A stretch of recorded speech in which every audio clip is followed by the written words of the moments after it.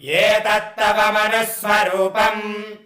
गकारः पूर्वरूपम् अकारो मध्यमरूपम्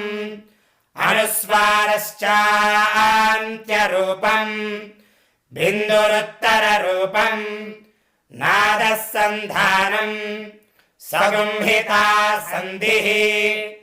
सैषा गणेश विद्या गणक ऋषिः निजृद्गायत्री छन्दः श्रीमहागणपतिर्देवता ॐ गं गणपतये नमः एकदन्ताय विद्महे वक्रतुण्डाय धीमहि तन्नो दन्तिः प्रचोदयात्